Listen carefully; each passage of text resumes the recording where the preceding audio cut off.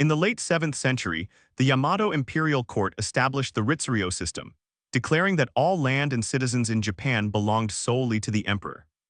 This ambitious legal code sought to replicate the centralized administration of Tang dynasty China, dividing the Japanese archipelago into administrative provinces ruled by appointed governors. Yet the central government in Heian struggled to enforce this absolute control over distant regions. As the population grew, the Ritsuryo system of redistribution of public lands, known as kyubunden, began to collapse under administrative weight and tax evasion. Peasant farmers abandoned their designated fields to escape heavy labor tax and crop levies, leaving vast areas of agricultural land neglected and overgrown. The imperial treasury, facing a severe shortage of revenue, had to reconsider its strict monopoly on land ownership. To encourage people to clear new wilderness, the imperial court promulgated the Konden Einen Shizaiho, or the law of perpetual ownership of reclaimed land, in the year 743. This landmark decree allowed individuals who cleared new fields to own them permanently, breaking the core principle of public land ownership. Wealthy clans and Buddhist temples immediately began to invest their resources into massive reclamation projects across Japan. The Konden Einen Shizaiho triggered a rush to claim territory, leading to the rapid growth of private, tax-exempt estates called shoen. Powerful central aristocrats and grand Buddhist temples such as Tadaijai in Nara expanded their holdings by acquiring these newly reclaimed lands from local developers. Consequently, the tax base of the imperial court shriveled, weakening the central government's direct control over the provinces. On the rugged frontiers of Japan, particularly in the Kanto Plain, wealthy local leaders known as Kaihatsurayoshu took charge of clearing the wilderness. These local landowners mobilized regional labor to dig irrigation canals, clear dense forests, and establish productive rice paddies. Although they managed these lands, they faced constant legal and physical threats from rival developers and predatory provincial officials. Provincial governors known as kokushi were dispatched from the capital of Heian with the primary mission of extracting taxes for the imperial court. These governors often used aggressive tactics, demanding exorbitant tribute and threatening to confiscate private fields under the pretext of state authority. To protect their investments, local landowners needed to find a way to shield their estates from these greedy representatives of the state. To secure legal protection, local landowners commended their estates to powerful central aristocrats, a practice known as kishin. The landowners transferred nominal ownership of their fields to influential figures like the Fujiwara clan in exchange for political patronage. The local developers remained on the land as estate managers, while the central patrons received a portion of the harvest as rent. These commended shoen estates obtained special privileges, such as fayure, which exempted the land from paying taxes to the provincial government.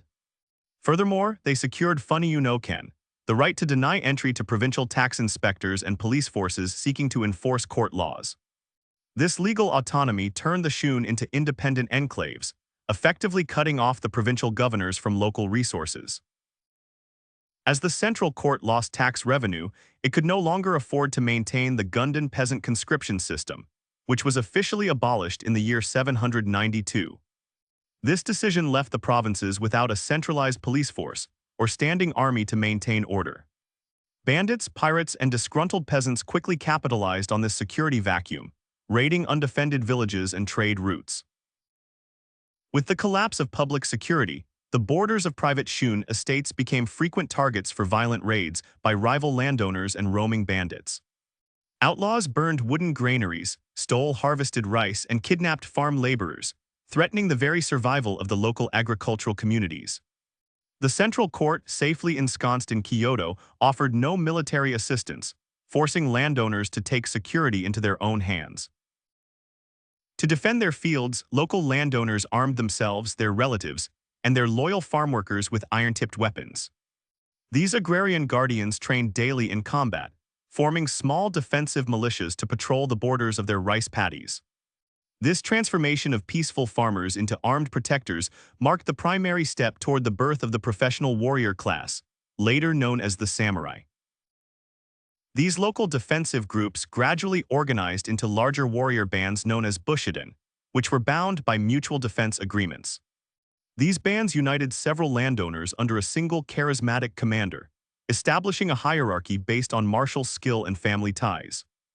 The Bushidan provided an organized military structure that could deploy hundreds of archers to resist provincial governors and hostile neighbors. The early provincial warriors relied heavily on the yumi, a laminated bamboo asymmetric longbow that stood over 2 meters tall. Mounted on horses, these warriors developed advanced equestrian skills, allowing them to fire arrows accurately while galloping across rugged fields. This style of warfare, which emphasized mobile marksmanship, distinguished the early samurai from the infantry-based peasant conscripts of the past. This early military culture was governed by an unwritten code of conduct known as Kyuba no Michai, or the way of the bow and horse. This code demanded absolute mastery of equestrian archery, personal courage on the battlefield, and intense loyalty to the clan leader. Long before the word Bushido was coined in later centuries, Kyuba no Michai guided the daily lives and values of Japanese warriors. As the imperial family in Heian grew too large, the court could no longer support all its members on the state budget. To reduce expenses, the emperors demoted junior princes to commoner status, giving them noble family names like Minamoto and Taira. These displaced nobles, lacking political influence in the capital, decided to seek their fortunes in the distant provinces of Japan. The arrival of these demoted princes in the provinces changed the social landscape, as local landowners welcomed them with great enthusiasm. The local landowners lacked aristocratic prestige, whereas these new settlers possessed imperial bloodlines and connections to the capital. By choosing these highborn nobles as their military chieftains, the provincial landowners gained a unified leadership that could challenge the authority of provincial governors. One prominent branch of the Taira clan, descending from Emperor Kanmu, established itself in the fertile Kanto plain under the leader Taira no Takamachi. Takamachi took the post of a provincial official, but chose to settle permanently in the east, marrying his sons into wealthy local families. This strategy allowed the Taira to build a powerful network of retainers among the regional landowners of Shimosa and Hitachi. Similarly, the Seiwa Genji branch of the Minamoto clan was established by Minamoto no Tsunemoto, a grandson of Emperor Seiwa. Tsunemoto proved his martial skill in several campaigns and settled in the eastern provinces, where his descendants built deep alliances with local horse breeders. This connection to the vast pastures of the east gave the Minamoto clan access to a constant supply of war horses and skilled riders. In the year 939, a local dispute erupted into a major rebellion when Taira no Masakato, a landowner in Shimosa province, attacked his neighbors. Masakato had clashed with his uncles over land inheritance and soon found himself fighting the local provincial governor, who sought to arrest him. Rather than submitting to the court's authority, Masakato mobilized thousands of eastern horse archers to defend his territory. Masakato's rebellion escalated rapidly as his forces captured the government offices, or kokuga, of Hitachi, Shimizuke, and Kazuke provinces. He seized official seals and tax keys, expelled the imperial governors, and boldly declared himself the new emperor or Shinno. This act of open treason shocked the imperial court in Kyoto, which had no military force capable of stopping his advance. The Heian court in Kyoto was panic-stricken, as they possessed no standing army to suppress the rebellion in the east. The nobles, who spent their days writing poetry and performing court rituals, had to issue urgent imperial decrees to mobilize rival provincial warriors. This response proved that the central government could no longer defend the realm without relying on the very class they looked down upon. In the year 940, the court's allies, led by Taira no Satomori and Fujiwara no Hidesato, tracked down Masakato's forces. At the Battle of Kajima, a fierce wind blew across the swampy battlefield, and Masakato was struck in the forehead by a stray arrow. His army collapsed instantly, and his severed head was sent to Kyoto as a gruesome warning to other provincial rebels. Simultaneously, another major threat emerged in the west when Fujiwara no Sumitomo, a former provincial official, led a rebellion in the year 939. Sumitomo allied with local pirates in the Seto Inland Sea, mobilizing hundreds of wooden warships to raid coastal government outposts. His rebellion disrupted the crucial grain transport routes that supplied food and wealth to the imperial capital of Kyoto. Sumitomo's pirate fleet attacked and burned the regional government offices in Sanuki and Iyo provinces, capturing weapons and local taxes. The pirates controlled the narrow channels of the inland sea, effectively cutting off the western provinces from the central court. The Heian court, desperate to restore trade, once again turned to loyal warrior families to pacify the western waters.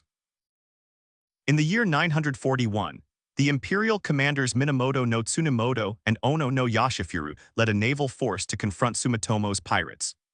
They cornered the pirate fleet near Hakata Bay, burning their ships with fire arrows and executing Sumitomo after a brief pursuit. This victory restored order to the western sea lanes and solidified the Minamoto clan's reputation as naval defenders. These twin uprisings, known collectively as the Johei Tengyo War, served as a turning point in Japanese history. Although the court successfully crushed both rebellions, the campaigns demonstrated that the civilian government in Kyoto was entirely dependent on provincial military clans.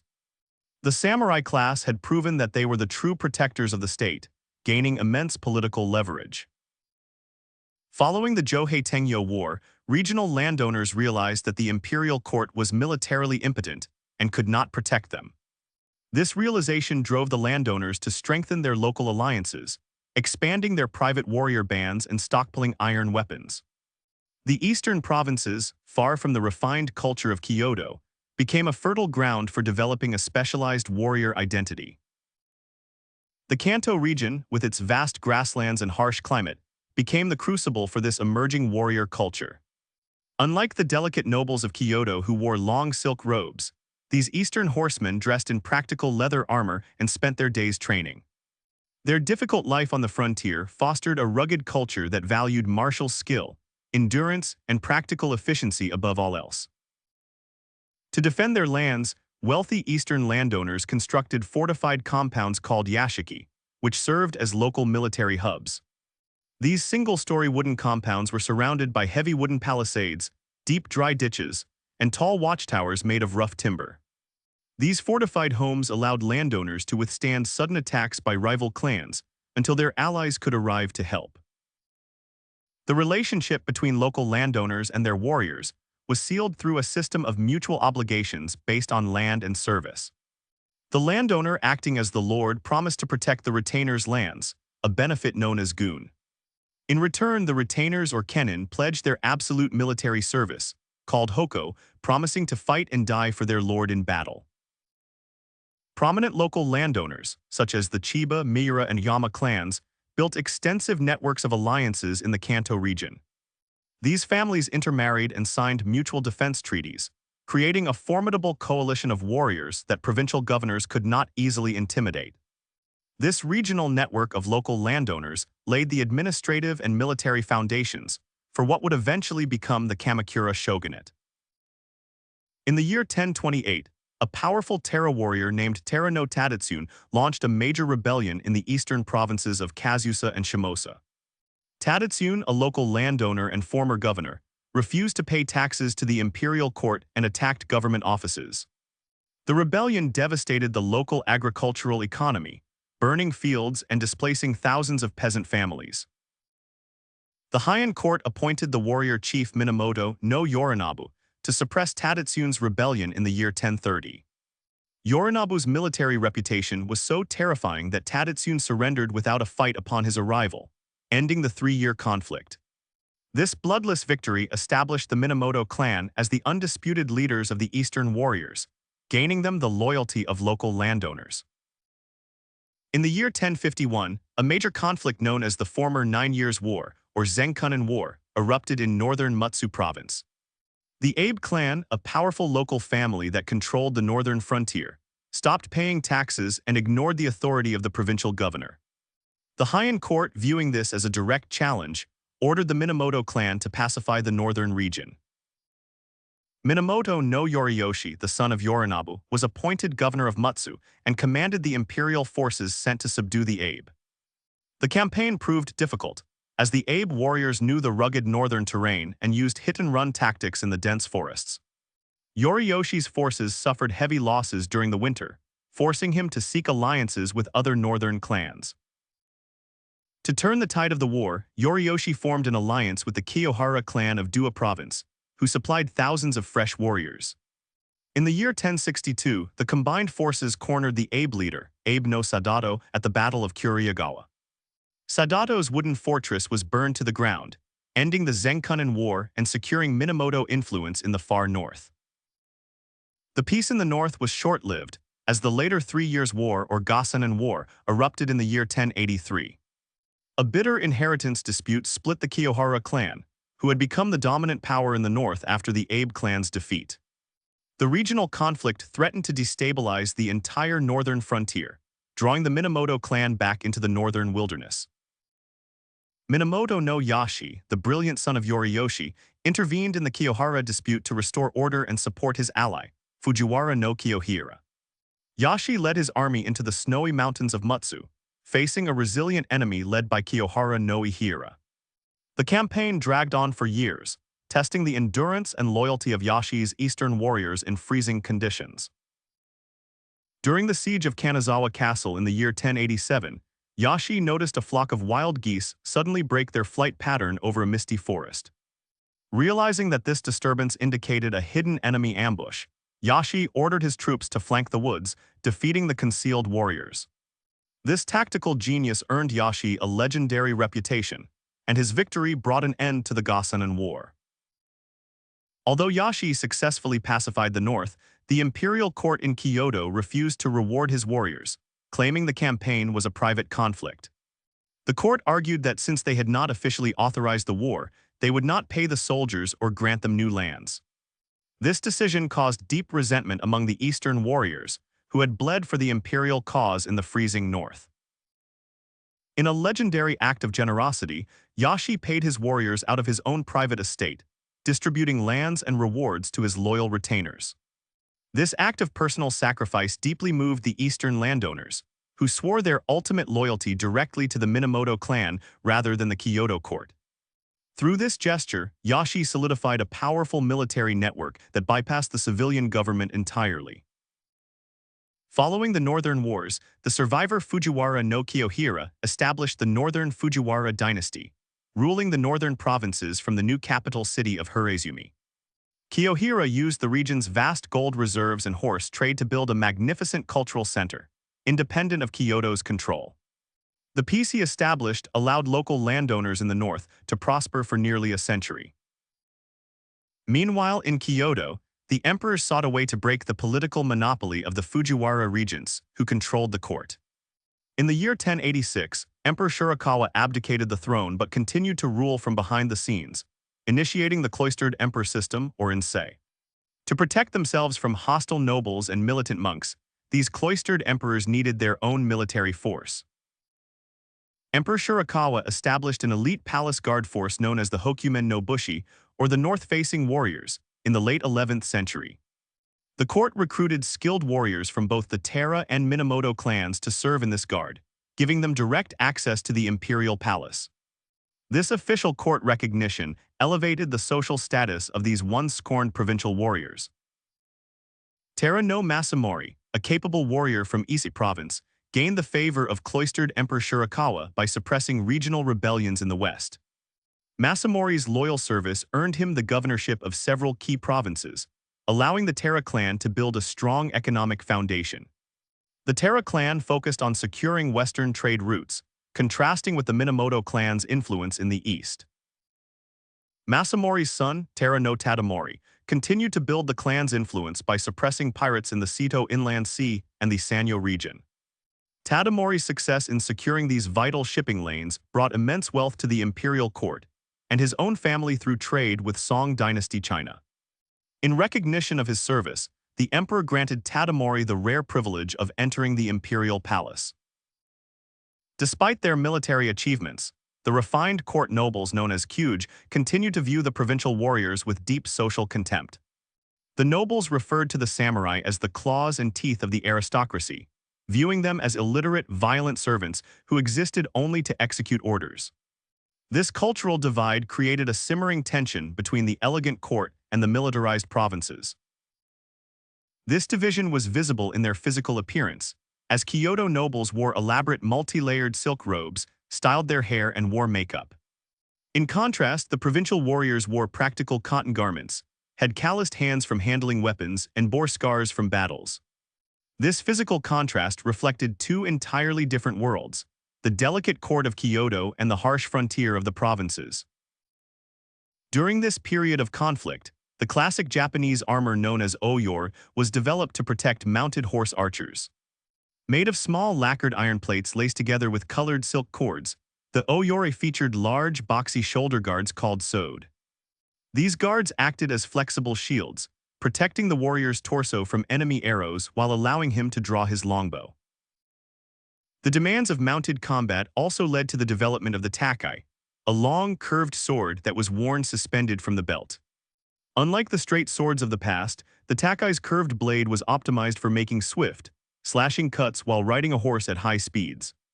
The weapon became a symbol of the warrior's status, representing both his martial skill and social standing. To supply these warriors, specialized blacksmith schools emerged in provinces like Bizen, Yamashiro, and Yamato, producing high-carbon steel blades. These smiths perfected the art of folding iron repeatedly to remove impurities, creating blades that were both sharp and flexible. The weapon industry flourished as local landowners across Japan sought to equip their private armies with the finest steel weapons available. The rising warrior class also embraced Zen Buddhism, which began to spread from China to Japan during the late 12th century. Zen's emphasis on strict mental discipline, self-reliance, and direct action appealed to warriors who faced the constant threat of death on the battlefield. The simple, non-intellectual practices of Zen resonated with the pragmatic mindset of the provincial landowners. The tension between the court and the military class exploded in the year 1156 during the Heian rebellion in Kyoto. A succession dispute between Emperor Go-Shirakawa and cloistered Emperor Sudoku divided both the imperial family and the major noble clans. Lacking their own military forces, both factions recruited the Taira and Minamoto clans to fight their battles in the capital. Taira no Kiyomori and Minamoto no Yoshitomo joined forces to support Emperor Go-Shirakawa, launching a night attack on cloistered Emperor Sudoku's stronghold. They set fire to the Shirakawa palace, forcing Sudoku to flee and securing a decisive victory for Go-Shirakawa. The brief but violent conflict showed that the fate of the imperial throne was now decided by samurai swords. The Heian rebellion ended with the execution of the defeated nobles and warriors, breaking a centuries-old court tradition of avoiding capital punishment. Among those executed was Minamoto no Tameyoshi, the father of Yoshitomo, who was put to death on imperial orders despite his son's pleas.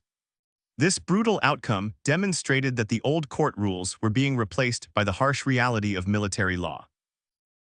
Following the rebellion, Taira no Kiyomori received high court ranks and lucrative governorships, while Minamoto no Yoshitomo was largely ignored by the court. Yoshitomo felt deeply betrayed, as his contributions to the victory were equal to Kiyomori's, yet his rewards were far smaller. This inequality fueled a bitter rivalry between the two warrior chiefs, setting the stage for another conflict. In the year 1159, Yoshitomo launched a surprise attack on Kyoto during the Heian rebellion, taking advantage of Kiyomori's absence on a pilgrimage. Yoshitomo's forces attacked the Sanjo Palace, setting it on fire and kidnapping cloistered Emperor Go-Shirakawa and Emperor Nija. The sudden attack threw the capital into chaos, as Minamoto warriors occupied the government offices. Taira no Kiyomori rushed back to the capital and organized a counterattack at his headquarters in the Rokuhara district. Kiyomori used clever tactics to lure Yoshitomo's forces out of the palace, allowing Taira warriors to rescue the captive emperors. Once the emperors were safe, Kiyomori launched a full-scale assault, crushing the Minamoto forces in a bloody battle. Minamoto no Yoshitomo fled the capital toward the eastern provinces, but was assassinated by one of his own retainers in Owari province. His eldest sons were killed, but Kiyomori spared the lives of his younger sons, including the 13-year-old Minamoto no Yoritomo. Yoritomo was exiled to the remote province of Izu, while his younger half-brother Yoshitsune was sent to a monastery. With his rivals defeated, Taira no Kiyomori achieved unprecedented political power, becoming the first samurai to be appointed Grand Minister of State, or Dajo Daijin, in the year 1167. Kiyomori abandoned his provincial military roots and adopted the lifestyle of the Kyoto court nobles, moving his family into luxurious palaces. He consolidated his power by marrying his daughter Tokyuko to Emperor Takakura. The Taira clan soon dominated the imperial government, occupying more than 30 high-ranking court positions and controlling vast shoen estates across Japan. Their extreme wealth and arrogance alienated both the traditional Kyoto aristocracy and the regional landowners. The Taira noble Taira no Taketada famously declared that anyone who was not a member of the Taira clan was not even human. In the provinces, local landowners grew increasingly frustrated with Taira officials, who used their court influence to seize regional lands. The Taira appointed their own family members to govern distant provinces, replacing local administrators and redirecting tax revenues to Kyoto. This centralized greed united the eastern landowners in their hatred of the Taira, waiting for an opportunity to rebel. The opportunity arrived in the year 1180, when Prince Machihito, an imperial prince passed over for the throne, issued a secret call to arms. Machihito sent a call, or ryoji, to the Minamoto warriors across Japan, urging them to rise up and destroy the Taira clan. Although Machihito was quickly killed by Taira forces, his call to arms reached the exiled Yoritomo in Izu. Minamoto no Yoritomo mobilized his father's former retainers and local landowners in the Kanto region, officially launching his rebellion in late 1180. Initially, Yoritomo suffered a defeat at the Battle of Ishibashiyama, where his small force was outnumbered by Taira allies. Yoritomo escaped into the forest of Hakone, hiding inside a hollow tree to evade Taira search parties. Yoritomo fled by ship across Sagami Bay to the Boso Peninsula, where he was welcomed by powerful local landowners like the Chiba clan. These landowners saw Yoritomo as a leader who could free them from Taira interference and secure their land rights. Within weeks, Yoritomo's army grew to tens of thousands of horse archers as eastern clans flocked to his banner. Instead of marching directly to Kyoto, Yoritomo established his permanent military headquarters in the coastal village of Kamakura. Surrounded by steep hills on three sides and Sagami Bay on the fourth, Kamakura was a natural fortress. Yoritomo focused on building a stable administration in the east, securing the loyalty of local landowners before launching major military campaigns. In late 1180, a Taira army marched east to crush the rebellion, confronting Yoritomo's forces at the Battle of Fujikawa. During the night, a flock of thousands of waterfowl suddenly took flight from the river, making a loud noise that panicked the Taira soldiers. Believing they were under a surprise attack, the Taira forces retreated in confusion without fighting a single battle. Following the victory at Fujikawa, Yoritomo established the Samurai Koro, or Board of Retainers, to manage his growing army of vassals, known as Gokunin. The Samurai Koro registered the names of loyal warriors, coordinated military duties, and enforced discipline among the clans. This institution turned a collection of independent landowners into a unified, disciplined military force under Yoritomo's command. While Yoritomo consolidated his power in the east, his cousin Minamoto no Yashinaka launched a separate rebellion in the mountainous Shinano province. Yashinaka's forces marched toward Kyoto, defeating Taira armies in several mountain passes, and entering the capital in the year 1183. The Taira clan fled the capital, taking the young Emperor Antoku and the imperial regalia with them. Yashinaka's provincial troops, unfamiliar with Kyoto's customs, looted the city and alienated cloistered Emperor Go-Shirakawa, who demanded their removal. Go-Shirakawa sent a secret appeal to Yoritomo in Kamakura, asking him to send forces to restore order in the capital. Yoritomo seized this opportunity to eliminate his rival cousin and demonstrate his loyalty to the imperial court. Yoritomo dispatched a large army led by his younger brothers, Minamoto no Yoshitsune and Minamoto no Noriyori, to drive Yashinaka out of Kyoto. Yoshitsune, a brilliant tactician, outmaneuvered Yashinaka's forces and defeated them at the Battle of Awazu in the year 1184. Yashinaka was killed during the retreat, leaving Yoritomo's faction in complete control of the capital. With Kyoto secured, Yoshitsune turned his attention to the Taira clan, who had established a strong fortress at Ikainotani near modern Kobe. In the year 1184, Yoshitsune led a small cavalry force down a steep, forested cliff behind the Taira fortress, catching the defenders by surprise. The sudden attack caused panic, forcing the Taira to retreat to their ships.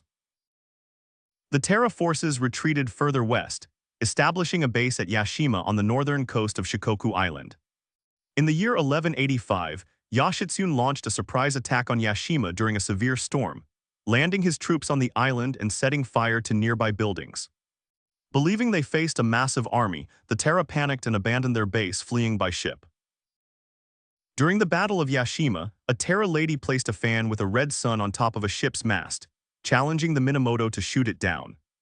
Yoshitsune ordered the archer Nasu no Yoichi to accept the challenge. Riding his horse into the waves, Yoichi fired a single arrow that split the fan, earning praise from both armies.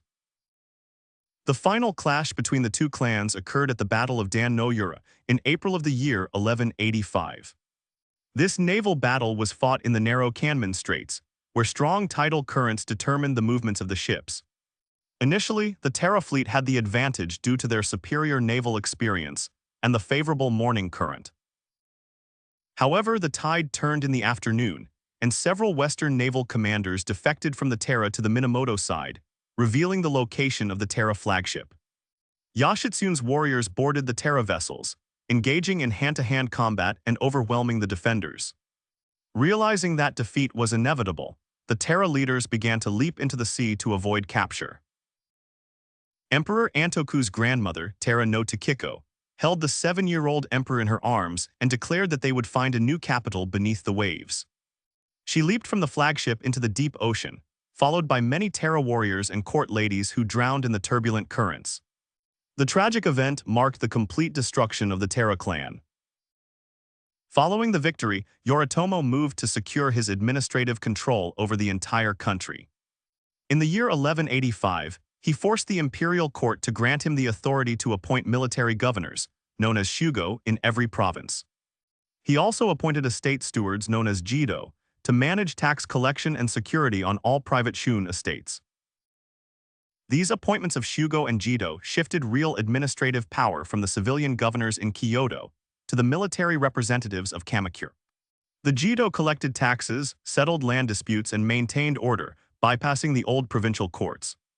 This administrative network allowed local landowners to secure their estates directly through their service to the Kamakura government.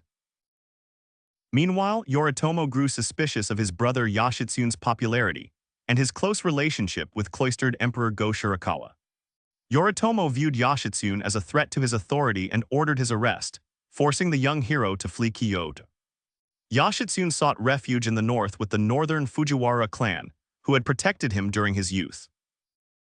In the year 1189, the young leader of the northern Fujiwara no Yasuhira, betrayed Yoshitsune under pressure from Yoritomo, attacking his residence. Yoshitsune committed ritual suicide, and his head was sent to Kamakura in a wooden box filled with sake. Rather than sparing Yasuhira, Yoritomo used the opportunity to launch a massive invasion of the north. Yoritomo led an army of nearly 300,000 warriors into the northern provinces, crushing the northern Fujiwara forces and burning Hirazumi. This campaign destroyed the last independent power center in Japan, bringing the entire country under Yoritomo's direct military control. The local landowners of the north were replaced by eastern vassals loyal to the Kamakura administration. With all rivals eliminated, Yoritomo was appointed Sei Taishogun, or shogun, by the imperial court in the year 1192 following Go Shirakawa's death. This title gave Yoritomo official authority to command all military forces in Japan and establish his own government, known as the Bakufu. The Kamakura shogunate was now the de facto ruling authority of the Japanese state. This new political structure created a dual government, with the civilian court remaining in Kyoto and the military administration ruling from Kamakura. The emperors retained their spiritual authority and performed court rituals, but they no longer controlled the land taxes or provincial armies. The real power lay in the hands of the warriors who managed the land. The local landowners, now recognized as Gokunin, enjoyed secure ownership of their ancestral lands through written deeds issued by the shogunate. These deeds, stamped with the shogun's official seal, protected the landowners from arbitrary seizure by court nobles or provincial governors. In return, the Gokunin maintained their military readiness, ready to deploy at the shogun's command. Over the next century, the samurai class developed a distinct identity that separated them from the peasant farmers and the Kyoto aristocrats. They refined their martial skills, patronized Zen temples, and passed their lands and military duties down through hereditary lineage. The raw provincial landowners had transformed into a highly organized, self-conscious elite that dominated Japanese society. This rise of the samurai was not a sudden military coup, but a gradual shift driven by the economic needs of local landowners. The collapse of the Ritsuryo system forced these developers to arm themselves, and their success in battle made them indispensable to the state. The sword and the bow became the instruments of their political and social liberation. The legacy of this transition remains visible across Japan, from the dry moats of Kamakura to the ancient battlefields of Dan-no-yura. The stone monuments erected along the coast of the Kanmin Straits stand as silent witnesses to the fall of the Taira and the rise of the warriors. The era of civilian rule had ended, replaced by 7 centuries of military dominance. The early warrior society also placed significant responsibilities on samurai women, who were expected to manage the household and defend the family estate when the men were away at war. These women trained in using the naginata, a long wooden pole with a curved steel blade, to protect their homes from intruders. The most famous example was Hojo Masako, a daughter of a local landowner in Izu who married Yoritomo.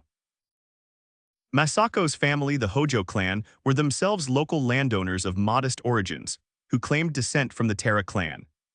Their alliance with Yoritomo during his exile in Izu proved crucial, providing him with local political support and military connections in the Kanto region. Following Yoritomo's death, the Hojo clan would rise to become the hereditary regents of the Kamakura shogunate, controlling the government. To finance their military operations and maintain their estates, local landowners developed advanced agricultural techniques to maximize their crop yields. They introduced double cropping of rice and wheat, utilized animal manure as fertilizer, and drafted sturdier oxen to plow the heavy clay soils of the river valleys. This agricultural surplus provided the economic foundation that allowed the samurai class to sustain their expensive military equipment. The physical training of the early samurai was continuous and focused on martial exercises like yabusame, a ritual form of mounted archery. Warriors rode at full gallop along a narrow track, firing blunt arrows at 3 wooden targets set up in a row. These events were held at local Shinto shrines, combining military training with religious rituals to pray for the prosperity of the clan. In addition to archery, early warriors practiced hunting campaigns known as makigari, which served as large-scale military maneuvers. Chieftains like Minamoto no Yoritomo organized massive hunts on the slopes of Mount Fuji, mobilizing thousands of vassals to track wild boars and deer.